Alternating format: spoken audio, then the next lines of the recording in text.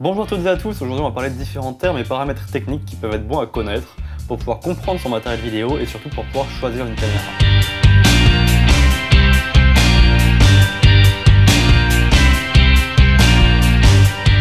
Déjà, je tiens à prévenir que cet épisode est une accumulation d'énormément d'informations. Donc c'est pas forcément le plus digeste, mais accrochez-vous parce que c'est quand même vachement utile et nécessaire. On va parler de pas mal d'éléments techniques importants, je vais vous expliquer ce que ça signifie, comment les connaître et comment les maîtriser.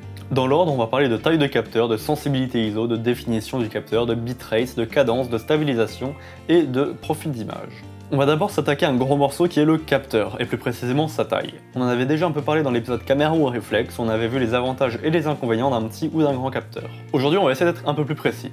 Le capteur c'est tout simplement l'équivalent numérique de la pellicule, il va permettre de capter, de figer l'image. Et du coup, un peu comme il existe plusieurs types de pellicules, il existe plusieurs types de capteurs. Je pense que vous vous en doutez, mais il existe beaucoup de différences entre le capteur d'un 5D et d'un téléphone, mais le plus important c'est sa taille. Je pense que c'est assez logique, le capteur d'un appareil photo professionnel fait pas la même taille que le capteur d'un téléphone. Si vous regardez le capteur de votre portable, il est très petit, alors que si vous regardez le capteur de mon GH4, d'un 60D ou même d'un 5D, il sera beaucoup plus grand. Cette différence de taille a plusieurs conséquences, mais on va commencer par parler de la plus importante à mes yeux, le crop factor. Concrètement, le crop factor, ça veut dire que si je mets cet objectif de 50 mm sur mon GH4, sur un 5D ou sur un téléphone, on verra pas du tout la même chose. En effet, avec la même focale, plus votre capteur sera petit, plus l'image que vous capturez sera serrée. Et en fait, ça s'explique assez facilement. Si on reprend notre 50 mm, qui va projeter une image qui est toujours la même. Mais étant donné que le capteur sur lequel est projetée l'image ne fait pas toujours la même taille, il ne capturera pas toujours la totalité de ce qui est envoyé par notre objectif 50 mm. Ainsi, un petit capteur ne pourra capturer qu'une fraction de ce que l'objectif envoie comme image. Et du coup, pour avoir le même angle de champ sur un petit capteur que sur un grand capteur, il faut une focale plus courte, plus large. Mais du coup, en quoi ça nous intéresse ça ? Imaginons que je vais acheter un grand angle, et en cherchant un peu sur YouTube, je tombe sur le résultat d'un 14 mm sur un 5D. 14 mm sur le 5D, ça donne une image qui est parfaite, c'est exactement ce que je veux, c'est un angle très large. Du coup, je vais acheter un 14 mm et je vais le mettre sur mon GH4. Sauf que mon GH4, il a un capteur beaucoup plus petit que le capteur du 5D. On dit qu'il a un crop factor de 2. Ça veut dire que mon 14 mm avec un crop factor de 2, ça sera comme si j'avais un 28 mm sur mon 5D. Et du coup, ce 14 mm, une fois monté sur mon GH4, il ne rendra pas comme le 14 mm monté sur un 5D, mais plus comme un 28 mm monté sur un 5D, parce que tout simplement mon GH4 a un crop factor de 2 par rapport à un 5D. Et du coup, pour avoir le même rendu qu'un 14 mm sur un 5D mais sur mon GH4, je vais devoir là prendre un 7 mm, comme ça, une fois le crop factor de 2 appliqué, je vais avoir une image qui sera plus zoomée, un peu comme un 14 mm sur un 5D. Du coup, je pense que là, si vous avez bien suivi, je pense que c'est pas très compliqué. Mais du coup, là, il y a quelque chose d'autre de très important qui arrive. À même angle de champ, c'est-à-dire à 200 mm sur un 5D et à 100 mm sur un GH4 par exemple, donc vraiment à même angle de champ et pas à même focale, on aura une plus faible profondeur de champ sur un grand capteur d'un 5D par exemple, que sur un plus petit capteur. C'est-à-dire qu'à même champ de vision, sur un 5D, on aura beaucoup plus de flou en arrière et en avant-plan que sur un GH5. Bon, je vais pas essayer d'expliquer techniquement comment fonctionne tout ça parce que c'est assez compliqué, et de toute façon là vous avez l'essentiel, c'est-à-dire qu'il y a une différence sur la longueur focale et une différence sur le flou en arrière, en avant-plan, d'autant plus que j'ai prévu de faire une vidéo dédiée au crop factor parce que là oui, on en est encore que aux bases. Enfin bon, passons maintenant à une caractéristique qui peut paraître très importante pour certains, même si en fait elle n'est pas tant que ça, c'est la sensibilité de votre appareil. En fait c'est tout simple, au début votre capteur va capter un signal, et avant de l'enregistrer il va devoir l'amplifier. Et cette amplification en numérique, c'est la sensibilité. Cette sensibilité est notée en ISO, et c'est très simple. À 200 ISO, on est 2 fois plus clair qu'à 100 ISO, et à 400 ISO, on est 2 fois plus clair qu'à 200 ISO. Bref, c'est le chiffre double, la quantité de lumière double. Ce qui nous intéresse aussi, c'est l'effet produit par cette amplification. Parce que bien sûr, l'image est plus claire, mais il y a une contrepartie. Quand on monte un peu trop en ISO, notre amplification va générer du bruit numérique. Et en plus de ça, on peut perdre en couleur, en détail et en dynamique, même si c'est pas le plus important. Et en fait, dans la majorité des cas, la sensibilité du capteur c'est pas le plus important du tout. Surtout que c'est pas parce qu'une caméra peut monter à 50 000 ISO qu'elle sera meilleure à 6000 ISO qu'une caméra qui peut seulement monter à 12 000 ISO. Ça veut seulement dire que le constructeur a choisi de pouvoir amplifier plus le signal, même si l'amplification n'est pas forcément bonne. Bon, dans les faits, les constructeurs n'ont pas vraiment d'intérêt à faire ça, donc une caméra qui peut monter à 100 000 ISO sera meilleure à 10 000 ISO qu'une caméra qui monte seulement à 10 000 ISO. Mais gardez quand même en tête que c'est pas quelque chose d'absolument vrai, c'est juste dans les faits souvent vrai.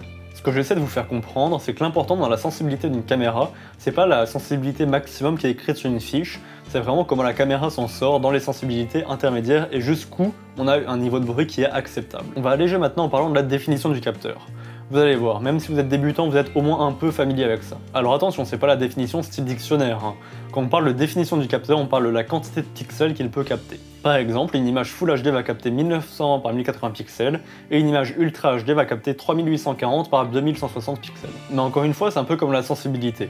C'est pas parce que votre caméra filme en 4K qu'elle pourra donner une image qui est forcément plus nette qu'une caméra qui filme que en Full HD. Vous pouvez filmer en 4K, si vous avez un capteur mal foutu et un objectif qui est pas bien piqué, vous aurez une moins bonne image qu'un bon capteur et un bon objectif qui filment en Full HD. D'ailleurs, la qualité finale de votre image dépend aussi du bitrate de votre fichier.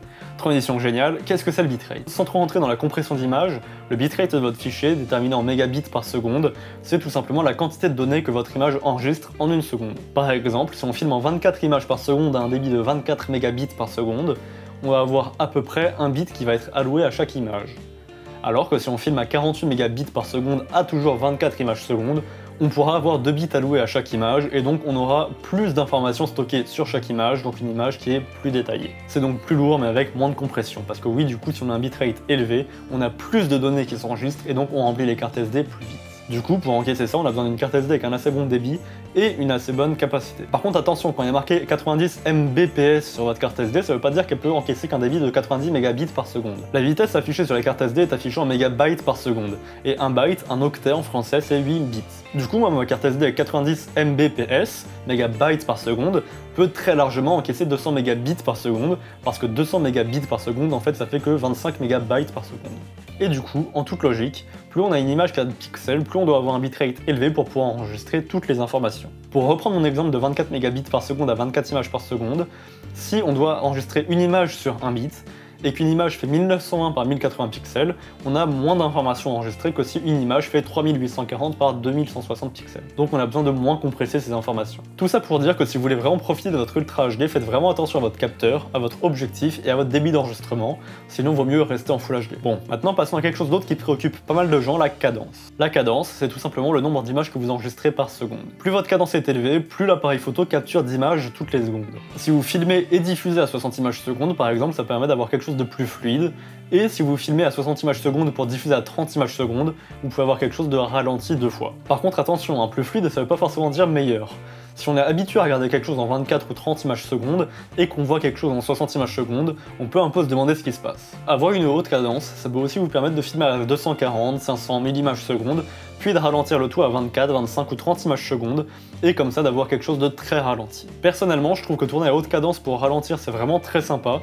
Par contre, tourner à haute cadence pour juste diffuser à haute cadence, je trouve ça pas forcément utile. Si on prend la trilogie du Hobbit par exemple, de Peter Jackson, tournée en 48 images par seconde, et diffusée en HFR 3D dans certains cinémas, c'est censé pouvoir fluidifier les mouvements de caméra et aider à la 3D. Mais quand on n'est pas habitué, c'est assez étrange à regarder. Du coup, sauf si vous avez vraiment une raison de le faire, je vous conseille pas vraiment de tourner une fiction en haute cadence. Bon après c'est un avis, il est discutable et je suis curieux de voir ce que ça va donner par la suite, avec par exemple les avatars de James Cameron qui seront tournés en 60 images par seconde il me semble. Bon, revenons à notre explication. À cause de ces hautes fréquences, les caméras filment généralement à 24, 25 ou 30 images par seconde. À la base, c'était des normes analogiques européennes, américaines au cinéma, mais maintenant le mélange de ces fréquences est assez bien géré. On peut diffuser en cinéma en 24 images secondes et à la télé en 25 et 30 images secondes sans trop de problèmes. Maintenant nos écrans savent très bien prendre du 24, du 25 ou du 30 images secondes, donc c'est pas vraiment la peine de se prendre la tête avec ça pour du web. Après, si vous comptez être diffusé en cinéma ou en télé, renseignez-vous auprès de votre diffuseur pour être sûr qu'il n'y ait aucun problème de cadence. Pour finir, si vous voulez tourner en 24 images secondes plutôt qu'en 25 images secondes pour donner un effet cinéma à ce que vous filmez, c'est pas vraiment important parce que très franchement, la différence entre du 24 et du 25 images secondes est vraiment très minime. Même des personnes vraiment entraînées vont avoir du mal à faire la différence entre du 24, du 25 et du 30 images secondes. Pour en finir avec ces histoires de capteurs, on va maintenant parler du rolling shutter. Pour commencer, je tiens à préciser que c'est pas quelque chose d'extrêmement important dans le choix d'une caméra, parce que tout simplement il est présent sur énormément de caméras. Après c'est bien de savoir ce que c'est, surtout pour éviter de l'amplifier et pour vraiment connaître les effets que ça a et pourquoi ça le fait. Pour faire simple, on va dire que quand une caméra capture une image, elle va pas capturer toute l'image d'un seul coup, mais elle va la capturer ligne par ligne, ce qui va faire que le haut et le bas de l'image va pas être capturé exactement en même temps. L'exemple le plus utilisé est celui du poteau. Si vous prenez un poteau bien droit, bien vertical, et que vous le filmez avec une caméra qui a un rolling shutter en faisant un panoramique assez rapide, le haut du poteau et le bas du poteau ne seront pas capturés exactement au même moment, et donc ça ferait un poteau qui sera un peu déformé en diagonale. Et du coup, pour éviter que votre poteau ressemble à la tour de Pise, il faut juste éviter de faire des panoramiques trop rapides, ou sinon acheter une caméra à 50 000 € qui a un global shutter, mais bon, ça on va pas trop en parler maintenant. Le rolling shutter, ça peut aussi avoir des effets un peu bizarres sur d'autres mouvements, comme celui par exemple des hélices, mais si vous voulez approfondir vraiment le sujet, parce que je vais pas trop m'étaler là-dessus pour le moment, je vous conseille une vidéo très bonne mais en anglais de la chaîne Smarter Everyday, je mets un lien juste ici et aussi en description bien sûr. C'est vraiment une vidéo qui va vous expliquer de A à Z pourquoi le rolling shutter fait tel ou tel effet. Et franchement, si vous voulez vraiment comprendre et que vous comprenez assez bien l'anglais, je vous conseille fortement cette vidéo. Bon, maintenant on va parler stabilisation. Bon, déjà, il y a les stabilisations numériques, comme celle de la dernière GoPro par exemple, qui sont une stabilisation qui est faite logiciellement juste, donc un peu comme si vous stabilisiez votre image au montage, sauf que c'est fait directement dans la caméra, et on peut supposer que c'est un peu mieux fait aussi. C'est quand même moins foireux qu'une stabilisation logicielle parce qu'on connaît vraiment de base la caméra avec laquelle on tourne, et donc la stabilisation peut vraiment s'adapter à la caméra et à l'objectif, mais ça reste assez bancal parce qu'on perd en définition, et surtout on peut avoir 2-3 artefacts de stabilisation qui sont assez bizarres à voir. Après on a la stabilisation optique qui peut être très bonne parfois, mais ça dépend vraiment de votre objectif. Et maintenant on revient très rapidement sur les capteurs, parce que oui, les constructeurs ont tendance maintenant à aussi stabiliser leurs capteurs, ça évite de devoir stabiliser les objectifs ou avec une stabilisation capteur et objectif couplé, ça fait une très bonne stabilisation. On a par exemple le cas du GH5 qui a un capteur stabilisé. Concrètement, la stabilisation c'est toujours un peu pareil et c'est assez simple. Votre capteur, votre logiciel ou votre objectif va capter un tremblement dans un sens ou un mouvement dans un sens, et il va appliquer le mouvement inverse pour annuler le mouvement tout simplement. Par exemple, si on a un mouvement à gauche, le capteur bouge à droite et donc le mouvement est annulé. Bien sûr, ces stabilisations intégrées aux caméras sont utiles dans une certaine mesure uniquement. Au bout d'un moment, on atteint très vite les limites et vous n'aurez pas le même rendu avec une très bonne stabilisation caméra que si vous mettez votre caméra sur un Steadicam ou sur un Ronin par exemple. Mais quand même, sachez qu'une stabilisation optique et ou capteur sera très utile si vous tenez votre caméra à la main et que vous n'avez pas vraiment la possibilité de la mettre sur un accessoire externe pour la stabiliser. Maintenant, on va passer à quelque chose de très important, ce sont les profils d'image. Je vais vous expliquer pourquoi on tourne en log ou en flat quand on veut étalonner en post-prod. Je rappelle que l'étalonnage en post-prod, c'est un peu le développement de notre image, c'est vraiment le moment où on va renforcer le style qu'on veut donner à notre image par des corrections de couleurs qui sont appliquées logiciellement. Et en gros, sans reparler de la compression, tourner avec une image très décontrastée, très désaturée, ça va permettre de garder un maximum d'informations dans toute votre image pour pouvoir au montage resaturer, recontraster comme vous voulez, parce que c'est beaucoup plus simple de recontraster une image peu contrastée que de décontraster une image qui est déjà très contrastée. Mais pour bien comprendre, on va passer par la photo.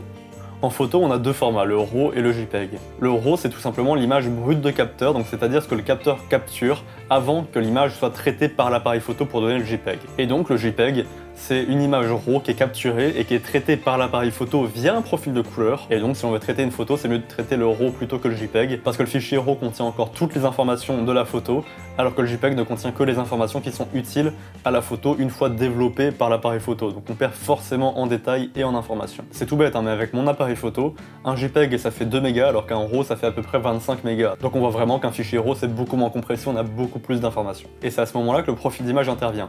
On a notre RAW, on lui applique un profil d'image, donc un développement prédéfini, pour donner un JPEG. Et en vidéo c'est un peu pareil, sauf que le RAW vidéo c'est très lourd à stocker et à traiter, et en plus c'est pas toutes les caméras qui le proposent.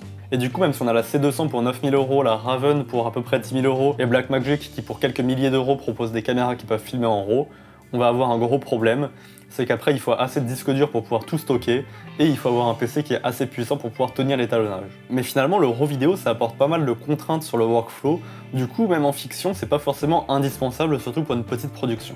Donc la plupart du temps on va travailler avec des formats plus légers et donc compressés, et c'est à ce moment-là qu'interviennent les profils d'image. À ce moment-là vous avez deux possibilités. Soit vous choisissez un profil d'image qui colle le plus à votre image finale pour ne pas avoir à étalonner après, soit vous prenez un profil d'image qui lui est très décontrasté, très désaturé pour pouvoir avoir le plus de liberté possible à l'étalonnage. Et ce profil d'image très désaturé, très décontrasté, c'est le V-Log pour les Panasonic, CineStyle pour les Canon ou le S-Log pour les Sony par exemple. Et si vous voulez pas vous prendre la tête à étalonner, vous prenez directement un bon profil d'image dans votre caméra et comme ça vous avez une image qui, dès la sortie de la caméra, est assez bonne et surtout diffusable. Qu'on ne veut pas ou qu'on ne peut pas étalonner parce qu'on n'a pas forcément les connaissances ou qu'on n'a pas besoin tout simplement, ça sert à rien de s'encombrer avec du flat et encore moins avec du RAW. On arrive maintenant au monture d'objectifs, même si une vidéo dédiée est prévue sur le sujet et surtout sur les possibilités d'adapter avec des adaptateurs une monture d'objectifs sur une caméra qui à la base n'est pas compatible. Parce que globalement sur une caméra Canon on met des objectifs Canon, sur une caméra Nikon on met des objectifs Nikon, sur du Sony on met du Sony, et pour le micro 4/3 c'est du Panasonic, c'est du Olympus, mais sachez que dans certains cas, et vraiment dans certains cas, on peut adapter certains objectifs sur d'autres caméras qui à la base ne sont pas compatibles. C'est ce que je fais actuellement par exemple. Là, j'utilise des objectifs Canon avec un adaptateur pour pouvoir les mettre sur mon GH4. Par contre, ça fonctionne dans ce sens-là, mais pas dans l'autre sens. Un objectif Panasonic, je ne pourrais jamais le faire bien fonctionner sur un appareil photo Canon ou sur une caméra Canon, par exemple. Sans rentrer dans les détails, parce qu'encore une fois, une vidéo dédiée est prévue, si vous voulez quelque chose le plus polyvalent possible, prenez des objectifs Canon EF. Chez Canon, il existe des objectifs EF et EFS. Les Canon EFS sont faits pour être montés sur des capteurs APS-C, comme le 700D ou le 80D par exemple, alors que les Canon EF sont faits pour être montés sur des pleins formats. Mais du coup, si vous vous rappelez un peu du crop factor, un objectif EF qui peut être monté sur un plein format peut fonctionner sur un capteur plus petit. Le capteur plus petit prendra qu'une zone au centre de cette image. Alors que dans l'autre sens, un objectif qui est fait pour un capteur APS-C ne pourra pas fonctionner sur un plein format parce que tout simplement l'image que renvoie l'objectif est fait pour un capteur APS-C et donc ne couvrirait pas tout le capteur plein format. On peut résumer ça par un capteur APS-C peut prendre du EF et du EFS et un plein format peut prendre que du EF. Et donc pour revenir sur les montures d'objectifs et pourquoi je conseille Canon, c'est tout simplement parce que c'est eux qui ont plus d'objectifs disponibles et en plus les objectifs Canon sont compatibles avec plein de caméras. On peut les mettre sur des RED, sur des caméras Sony, sur des caméras Panasonic, sur des appareils photo Sony, sur des appareils photo Panasonic, bref. Avec des objectifs Canon, vous pouvez mettre vos objectifs quasiment partout. Alors que si vous prenez du Sony, il sera compatible qu'avec les Sony, et si vous prenez du Panasonic, il sera compatible qu'avec les Panasonic. C'est pour ça que moi, même si j'ai dû payer un adaptateur assez cher, je garde mes objectifs Canon. Que ça soit sur mon GH4, sur un A7S, sur une FS5 ou sur une RED, je pourrais continuer à utiliser mes objectifs, même si bien sûr il faudra peut-être que je rachète des adaptateurs. Du coup, si on voit sur le long terme, c'est quand même vachement pratique de rester tout le temps chez Canon. Ensuite, pour vraiment approfondir sur les bacs d'adaptation et les montures d'objectifs, j'en parlerai dans une vidéo dédiée parce qu'il y a encore beaucoup de choses à dire dessus. Voilà, ça y est, on a fait le tour de tout ce qui me semble utile comme caractéristiques techniques pour choisir et utiliser une caméra. J'ai pas pu parler de tout dans cette vidéo sinon on aurait fait 1 heure. N'oubliez pas qu'il y a des vidéos sur les montures d'objectifs et les crop factors qui seront disponibles bientôt. Si vous pensez que d'autres sujets mériteraient une vidéo dédiée, n'oubliez pas de me le dire en commentaire. Bien sûr, si les vidéos dont je parle sont disponibles, je vous les mets en fiche juste ici. Si vous avez appris quelque chose, vous pouvez aimer la vidéo, la partager. Si vous avez n'importe quelle question ou suggestion, vous pouvez la poser en commentaire, j'essaierai d'y répondre. Et bien sûr, si vous voulez pas rater les prochaines vidéos, je vous invite à vous abonner à la chaîne. Allez, salut!